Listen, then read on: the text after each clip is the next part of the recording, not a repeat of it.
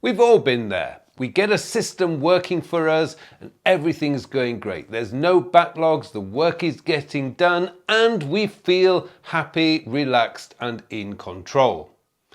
And then suddenly we get sick or some other emergency happens and everything falls apart. The question is, how do you get back on track quickly and effectively? Well, that's what I'm going to show you this week. Well, the first thing to do when you find yourself in a hole is to stop digging. And that means stepping away from your digital devices. That's your phone, your tablets, iPad, and your computer. Now, this is going to be the last thing you feel you should do, but it is actually the most important thing you should do. Now, the reason for that is because all of your troubles are coming generally from that screen. Now, we're not talking about the illness. So what I'm talking about here is that you've actually recovered from the illness and now we're trying to get back on track. And the worst thing you can do is to open up your computer, open up your task list, look at all your projects. That is just going to overwhelm you and likely make you feel sick again. Now, one very important caveat here is if you are coming back from illness, then the number one priority is your sleep, because that's how you are going to recover and get your energy back. You are not going to clear your backlogs and get everything up to date on the first day back after being sick. It's just not going to happen. It's not possible because we're dealing with two issues here. The first is time, and the second is that backlog and overwhelming work that you now need to catch up on. The problem is that time is fixed. There's nothing you can do about that. It's the 24 hours a day that you get or the 168 hours a week. And there really is nothing you can do to change that. You do not have that power. Nobody does. So we're dealing with that time limitation. But we have this mountain of work to catch up on. So what can we do? Well, there are one or two things that we can do that at least is going to calm that over-anxious mind. And the first is to pick up a piece of A4 paper. Now, the reason why I say picking up a piece of A4 paper is because it's big enough for you to be able to get everything down on one sheet of paper. The problem with digital tools is that once you get beyond a certain frame, you now have to start scrolling and moving things around. The other issue with digital devices is you're getting all these notifications popping up and dings and bings coming at you all the time, which is distracting you. It's preventing you from going to that deeper level of thinking that right now is what you actually need to do. So first thing I would suggest you do is get yourself your A4 paper and create four windows, if you like, 4 grid. And on the top right here, is it the top right? It's the top left. I don't know my left and right. Top left, you put your core work. Now, your core work is the work that you are paid to do. It's what you are employed to do. At a very simple level, if you are a salesperson, you are employed to sell. If you're a teacher, you are employed to teach. So any work related to selling or teaching in this example would be your core work. I create content. Therefore, my core work is content creation, writing blog posts, doing these videos, creating my podcast. That is my core work. So maybe the first question we need to ask ourselves is, what is my core work? What am I actually employed to do? And what are the tasks I need to do on a consistent level, which will give me the results that will keep my employer or my company moving forward and keep my employer happy. So the next one over here is projects and issues. Now, everything is spinning around in your head. That's what's causing the anxiousness. And your brain does not have that concept of time or prioritization. That's something that you've got to consciously make the decision about. Now, for a lot of us, we have lots of projects on the go. If you've been sick for any length of time, perhaps 2-3 weeks, or even a month or more, the first thing you're going to find is that a lot of your projects are now behind schedule. So what we need to do is look at those projects and look at which ones need to be the priority for the following week. We're only worrying about the following week, the next 168 hours. Don't worry about the 300th hour. That's beyond next week. Don't worry about that. All that matters is what is going to happen in the next 168 hours. So when we're looking at our projects, where are the deadlines? Because usually it's the deadlines that are going to give you the priority here because they're time sensitive. Maybe some of those projects you're going to need to renegotiate the deadlines. Now, if you work for yourself and you have clients who are waiting on project completion, don't be afraid to pick up the phone or send an email asking for an extension to the deadline. I found people are understanding. If you've been sick for any length of time, or there's been a family emergency, or something else has prevented you from being able to do your work, pick up the phone or send an email or do something asking for an extension deadline, because this is going to take a lot of pressure off you. Even if out of 5 projects, 3 of them say, yeah, no problem, have another 2 weeks or 3 weeks to finish the project, and 2 said, no, it must happen. At least now 3 of those projects can be moved off to another place. So it's worth trying. Be a bit more positive about the people you work with. As I say, I found people are incredibly understanding, particularly in emergencies, and they will help you. So be willing to renegotiate deadlines. Now, the issues part of this project is those things that you think, oh, I've got to sort that out. I've got to sort this out. I've got to sort this out. Oh, I must talk to this person. I must talk to that person. Just get it written down. We're not making decisions at this stage. What we're trying to do is to stop that spinning in our head. So get that down on the sheet of paper. Remember, we've got no digital tools. We're not looking at anything at this stage. It's just what's spinning around in here. We've got to clear that first before we can start looking at the digital side and what we've got in there.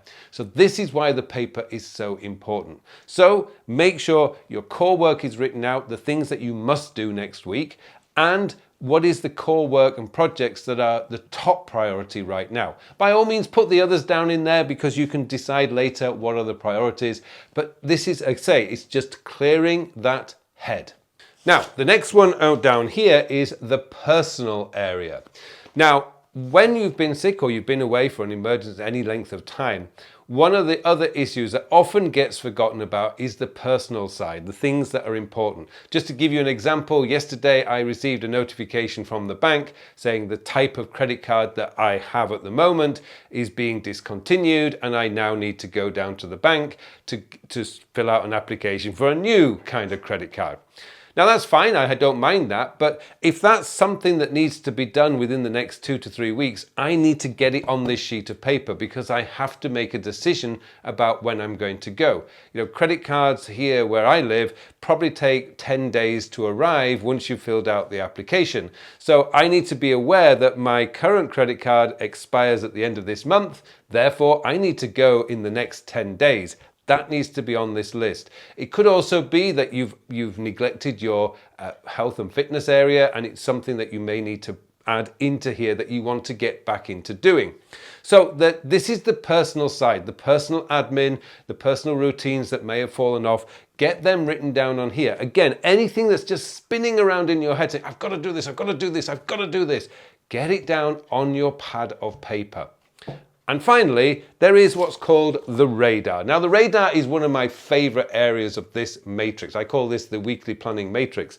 But the favorite area here is because these are for the things that I have nothing to do on for the following week, but I need to keep an eye on it or I need to be aware of it. And it could be anything. It could be things like, oh, I'm expecting an important delivery, but I don't know when it's going to come. I'm going to put it on the radar because I need to be watching for it. So that's what you first need to do. Use this grid and use an A4 piece of paper. It needs to be large because you don't want to be flipping over pages. You want to get everything on one place.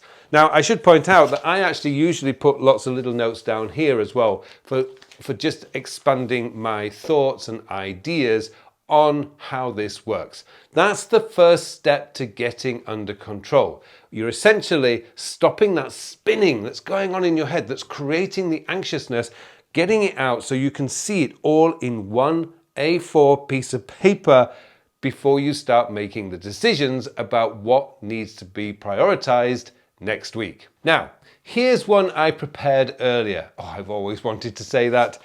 This, you're not going to be able to read this, I know, and you're not meant to because this is very personal, but when you've finished, your list will look probably something like this. Now, you'll probably notice, I don't know if you can see on there, that there are two colors. I've got a green and a blue.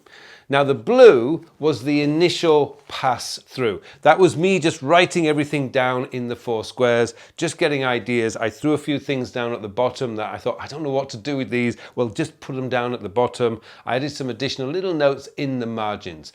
But that was the first pass, and I did that in blue. The second pass I did in green, and you probably don't know if you can see that, but there's green on there. And that was when after I'd done it out in blue, I just sat down and I started going, okay, what am I going to do with this? What am I going to do with this? I added little notes there. And then once I'd finished that, it took me about maybe 20, 30 minutes to do that.